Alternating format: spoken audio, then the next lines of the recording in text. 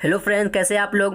Welcome to my channel Passion Polity. मैं आपका दोस्त फैसल अहमद। फ्रेंड, जैसा कि मैं आपको बता दूं, मेरे चैनल पर एसएससी जीडी के लिए हिंदी या जीएस की कंटिन्यू प्रैक्टिस सेट चल रही है। आप लोग ज़्यादा से ज़्यादा जुड़ना ना भूलें। तो फ्रेंड, ये हिंदी का 5वां प्रैक्टिस सेट है। इसे शुरू करने से पहले एक मोटिवेशन लाइन के साथ हम शुरुआत करेंगे।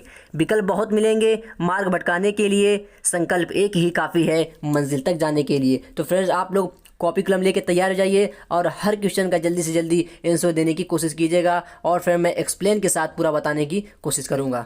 तो चलते हैं फ्रेंड क्वेश्चन नंबर पहले पर। घ का उच्चारण स्थान कौन सा है? ऑप्शन ए कंठ, ऑप्शन बी तालु, ऑप्शन सी दंत, ऑप्शन डी इनमें से कोई नहीं। तो फ्रेंड, क्वेश्चन नंबर ए का जल्दी से आप लोग आंसर कीजिए। इसका राइट आंसर हो जाएगा friend option A is the right answer, यानी कि कंठ। कंठ के अंतर्गत कौन सा था फ्रेंड? क वर्ग आता है। क वर्ग में आपको पता ही है, क आएगा, ख आएगा, ग आएगा, घ आएगा, ये सब अंग आएगा, ये सब कंठ के अंतर्गत आते हैं। उम्मीद करता है आपको अच्छे समझ में आ चुका होगा। अब देख लेते हैं तालु वर्ग के अंतर्गत। तालु वर्ग के अंतर्गत फ्रेंड च वर्ग आता है। च वर्ग में च, छ, ज, ज, इया, ये तो आपको मालूम ही है। अगर आपसे पूछे दंत के अंतर्गत फ्रेंड त वर्ग आएगा। त वर्ग आपको पता ही है क्या होता है। तो उम्मीद करता हूँ आपको सब अच्छे से समझ में आ चुका होगा। अगर फिर आपको और डिटेल में वर्णमाला की क्लास आपको पढ़नी है तो आप मेरे चैनल पर जाकर वर्णमाला की क्लास को डिटेल में पढ़ सकते हैं।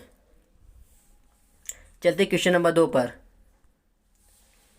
निम्न में से नासिक व्यंजन कौन सा है? ऑप्शन ए श, ऑप्शन बी ग, ऑप्शन सी ज, ऑप्शन डी न। तो फ्रेंड, क्वेश्चन नंबर 2 का आप लोग जल्दी से आंसर कीजिए।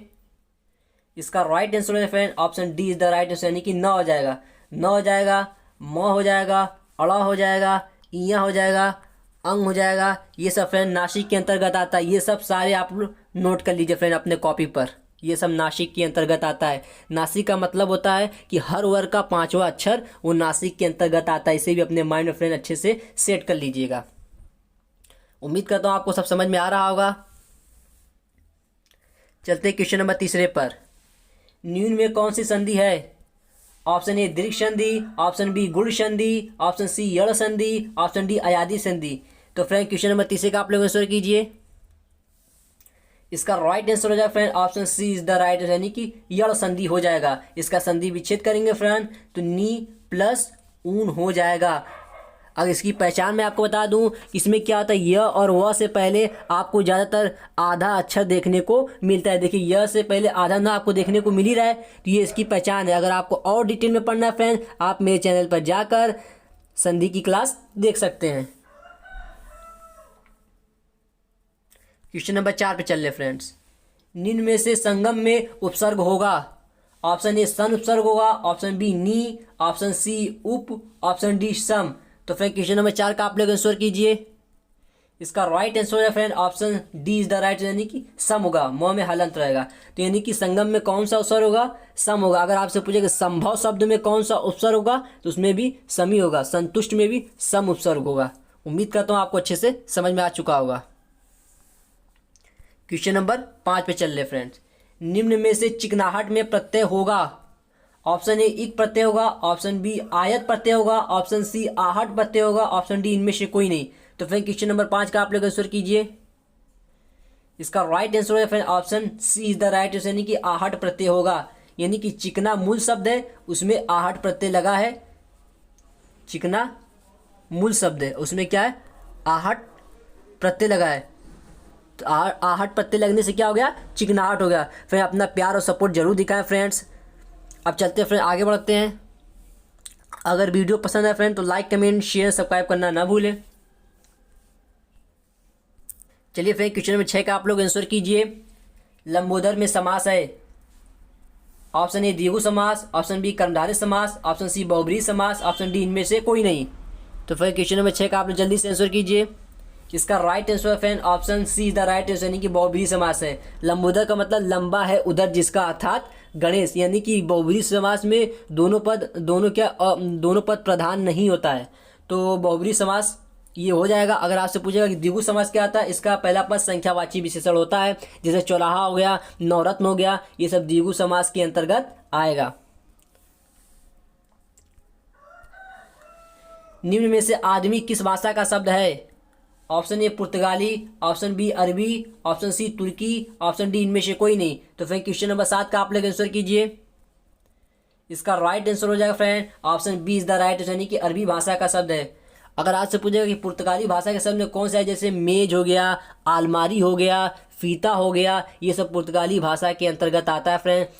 अगर आपसे पूछेगा फ्रेंड कि तुर्की भाषा के अंतर्गत क्या आएगा, जैसे कैंची हो गया, चाकू हो गया, ये सब तुर्की भाषा के अंतर्गत आएगा। फ्रेंड मैं ज़्यादा से ज़्यादा आपको एक्सप्लेन करने की कोशिश कर रहा हूँ ताकि आपका ज़्यादा से ज़्यादा प्रश्न तैयार हो जाए, क्योंकि ये परीक्षा के दृष्टिकोण से फ्रेंड बहुत इंपॉर्टेंट है। क्वेश्चन नंबर 8 का फ्रेंड आप लोग आंसर कीजिए। निम्न में से गोधूम का तद्भव होगा, यानी कि ऑप्शन ए है ग्वाल, ऑप्शन बी है घोड़ा, ऑप्शन सी है गेहूं, ऑप्शन डी है गोबर। तो फ्रेंड क्वेश्चन नंबर 8 का जल्दी से आप लोग आंसर कीजिए। इसका हो जाएगा option C is the right answer, यानी कि गेहूं हो जाएगा।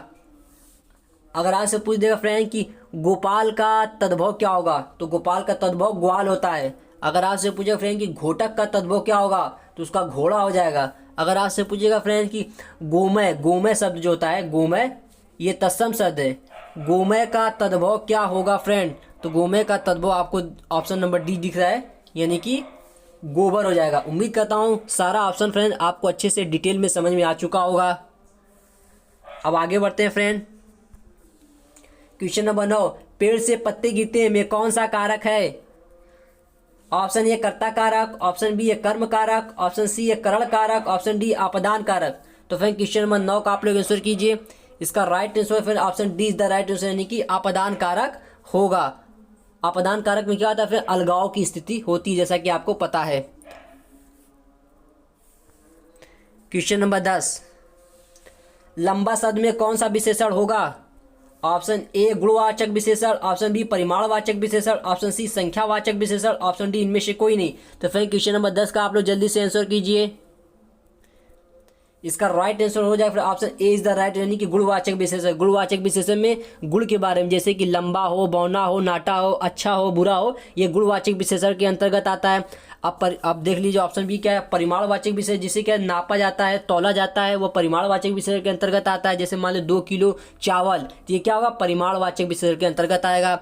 अब संख्यावाचक विशेषण के अंतर्गत फ्रेंड जो गिनती यानी कि जिसकी काउंटिंग किया जाता है, वो संख्यावाचक विशेषण के अंतर्गत आ। जैसे मान लो 2 कलम, 5 किताब, ये संख्यावाचक विशेषण के अंतर्गत आएगा। उम्मीद करता हूँ आपको सब अच्छे से समझ में आ रहा होगा फ्रेंड। अपना प्यार और सपोर्ट और लाइक, कमेंट, शेयर, सब्सक्राइब करना ना भूलें।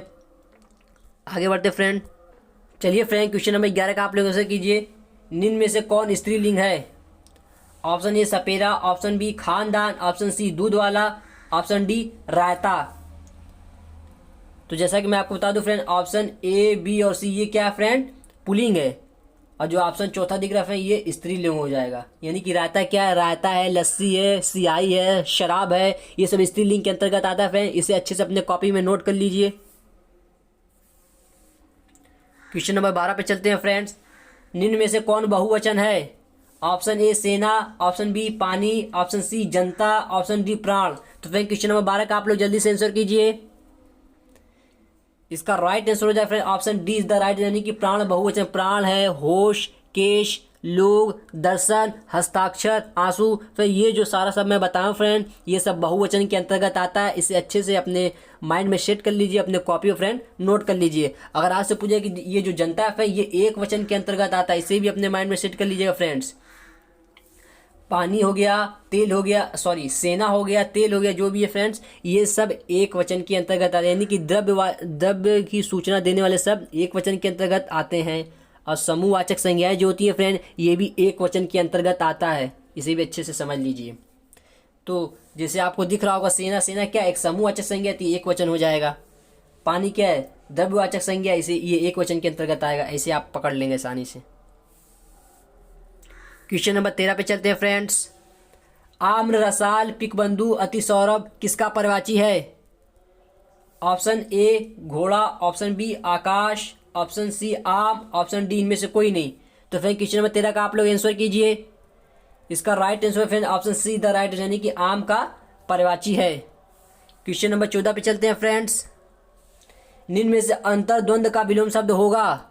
ऑप्शन ए अभिज्ञ, ऑप्शन बी बहिर्द्वंद, ऑप्शन सी अनाथ, ऑप्शन डी इनमें से कोई नहीं। तो फ्रेंड क्वेश्चन नंबर 14 का आप लोग आंसर कीजिए। इसका राइट आंसर हो जाएगा friend option B is the right, यानी कि बहिर्द्वंद हो जाएगा। अंत का मतलब अंदर की ओर, तो बहिर का मतलब बाहर की ओर। अगर पूछेगा अनाथ का विलोम क्या हो जाएगा, सनाथ हो जाएगा। अगर आपसे पूछेगा फिर अभी का विलोम शब्द क्या हो जाएगा, तो अनभी भी हो जाएगा। आगे बढ़ते हैं फ्रेंड। शब्द का निर्माण कितने प्रकार से होता है? Option A 2, option B 3, option C 4, option D 5। तो फ्रेंड क्वेश्चन नंबर 15 का आंसर कीजिए। इसका राइट आंसर है friend option see the right, यानी कि 4। संधि समार्ग, संधि हो जाएगा, समास हो जाएगा, उपसर्ग हो जाएगा, प्रत्यय होगा। ये शब्द निर्माण के अंतर्गत आते हैं, जो 4 मैं आपको बता चुका हूँ। फिर आगे बढ़ते हैं। चलिए फ्रेंड क्वेश्चन नंबर 16 का आप लोग आंसर कीजिए। संदेश राशक निम्न में से किसकी रचना है? Option A Hazari Prasad Dwivedi, option B Swayambhu, option C Abdul Rahman, option D इनमें से कोई नहीं। तो फ्रेंड इसका राइट आंसर हो जाए friend option see the right, यानी कि अब्दुल रहमान की है। आगे बढ़ते फ्रेंड। ठलुआ क्लब निम्न में से किसकी रचना है? Option A Jaishankar Prasad, option B Babu Gulab Rai, option C Bharatendu Harishchandra, option D Makhanlal Chaturvedi. तो फ्रेंड जल्दी से क्वेश्चन नंबर 17 का आप लोग आंसर कीजिए। इसका राइट आंसर है friend option B is the right, यानी कि बाबू गुलाब राय की है। और जयशंकर प्रसाद की मैं पिछले प्रैक्टिस सेट में फ्रेंड आपको बता चुका हूँ, आंसू है, झरना है, लहर, ये सब जयशंकर प्रसाद की रचना है।